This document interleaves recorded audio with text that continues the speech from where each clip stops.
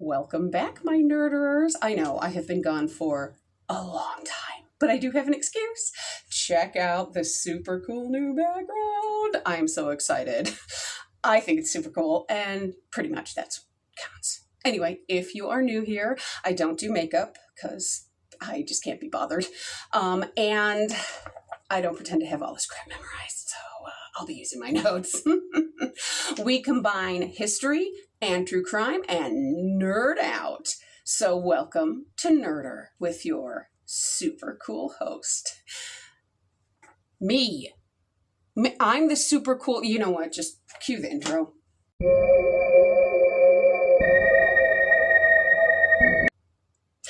Anyway, I am going to give you a warning about today's episode. We are going to be talking about Amelia Dyer. She is from the late 1800s, England, and she was known as a baby farmer, aka the troll of reading.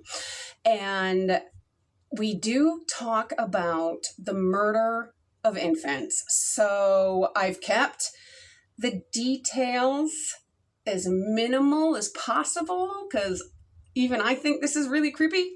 But if you are very sensitive to this kind of thing, I would suggest skipping this one. Okay? And I will give you a warning before any details emerge so you can, fast forward a little bit or whatever. So, Amelia Dyer is believed to have murdered hundreds of babies during the 18th century. Her crimes led to one of the most sensational trials of the 19th, first episode back, already messed it up. That was me rewinding. Amelia Dyer is believed to have murdered hundreds of babies during the 19th century, because that would be the late 1800s, Leslie. Her crimes would lead to a sensational trial, one of the most sensational of the 19th century. It also put a spotlight on the Victorian tradition of baby farming, and I will explain exactly what that is. So, on March 30th, 1896, a parcel weighted down with a brick which was fished out of the River Thames in Reading, England. Inside was the body, swaddled in layers of linen, newspaper, and brown paper. Was the partially decomposed body.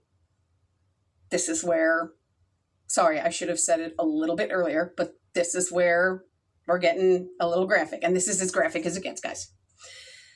The partially decomposed body of baby Helena Fry.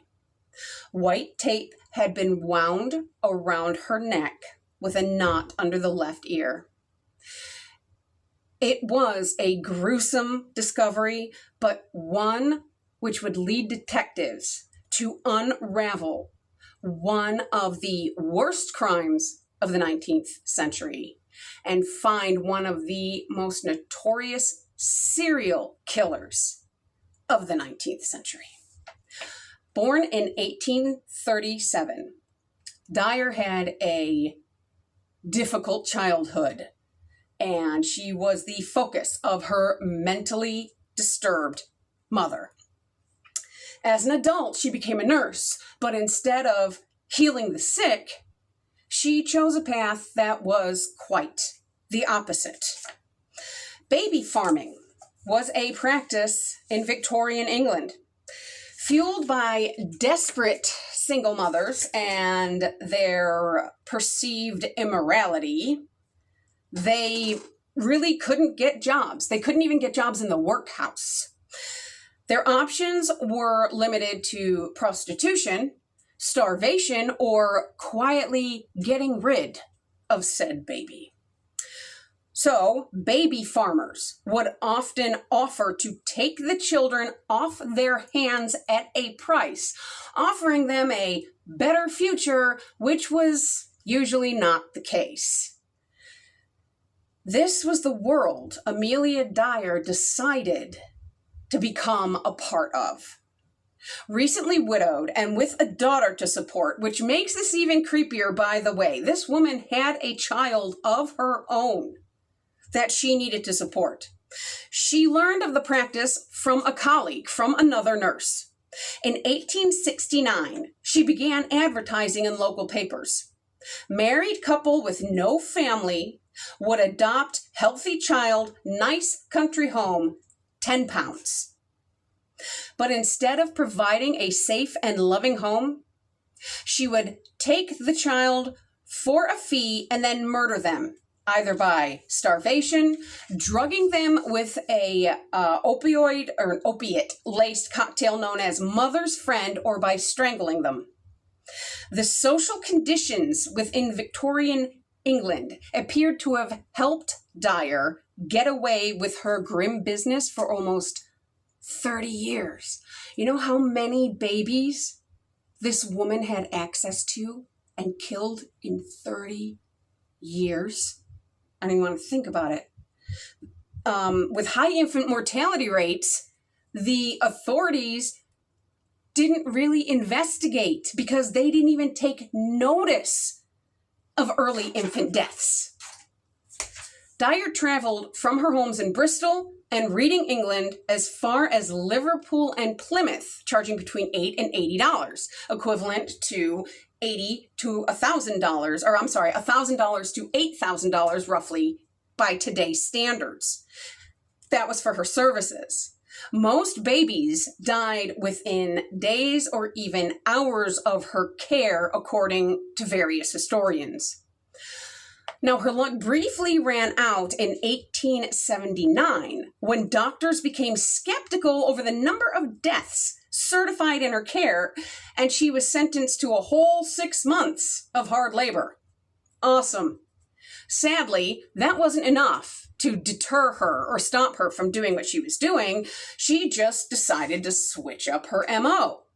She realized her mistake was involving doctors and death certificates. Foolish woman. Lord help us. So she began disposing of the bodies in the River Thames and I think the River Kenning is what they said.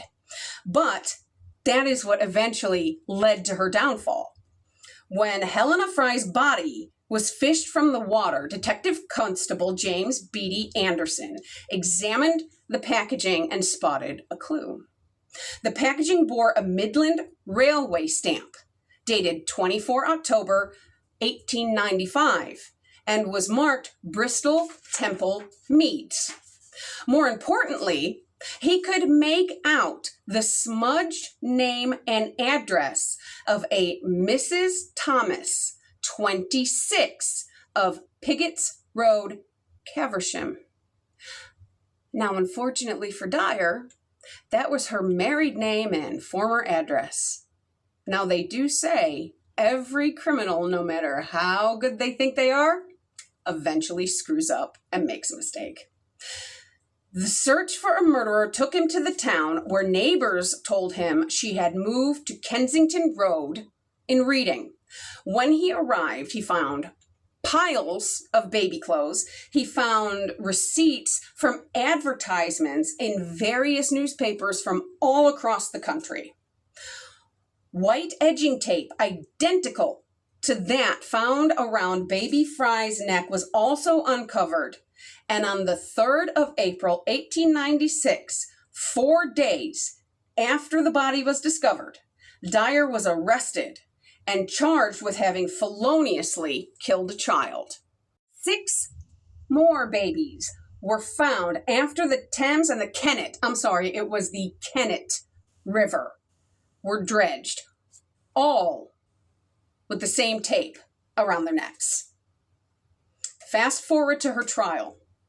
Prosecutors argued her exhibitions of mental instability were merely a ploy to avoid suspicion. Now, I don't know. I am not taking it up for this woman at all. I know plenty of women with mental health issues that don't go around murdering hundreds of babies, okay? But we do know for a fact, through, again, various historians, that her mother seemed to exhibit severe mental health issues. So who knows there? But the true scale of her crimes is really hard to estimate. I mean, at her most active, eyewitnesses report seeing as many as 6 babies a day being taken into this woman's home. I mean, the woman practiced as a baby farmer for 30 years. Like I said, I mean, it's likely she was responsible for the deaths of hundreds of children. I mean, that is beyond the scope of the imagination. She had only spent 9 months in Caversham, but Reading police found evidence she had cared for at least 15 babies during that time alone. Just that 9 months. I mean, the idea of women serial killers is still baffling to a lot of us. The majority of serial killers to this day are still male. The idea of women being serial killers of the most innocent of us is, again, beyond the scope of the imagination. It just boggles the mind, or at least it does mine. So in addition to gaining justice for those she killed, the case against Dyer also highlighted the practice of baby farming. And it highlighted the dark underworld where single mothers were forced to give away or to sell their children. Now, here's the problem, because we're talking about the late 1900s. Did we do things to help these single mothers or help them be less stigmatized? Of course not. We persecuted them and, made laws stronger. So, the trial brought to light the widespread practice of baby farming, as I said, and revealed the horrors and the inhumanity of it. The law was pursued more effectively and rigorously at a national and local level. And at the time, there was the newly established, and I cannot remember what this stands for. I am so sorry. NSPCC, to begin to become more influential. Now, I will look that up and I will put it in the comments. But yeah, instead of helping the women, we decided to strengthen the laws. So it's probably a pipe dream, but I'm hoping the NSPCC might be a program to help these ladies. Anyway, like I said, I'll look it up. I'll put it in the comments. I'm sorry. I really should have looked that up ahead of time. Anyway, so Dyer was hanged in Newgate Prison Wednesday, June 10th, 1896. So if your birthday is on June 10th, you have a second reason to celebrate. And she eventually confessed to her crimes. Horrified residents in Reading actually carved wooden crosses on the handrail of the Clappers Footbridge, a memorial to the innocent victims of a prolific baby killer who took advantage of society's most innocent. Y'all, I love history and true crime, but man, I know, like, Leslie, you chose this one. I know, I totally did. What is wrong with me? Sometimes I wonder.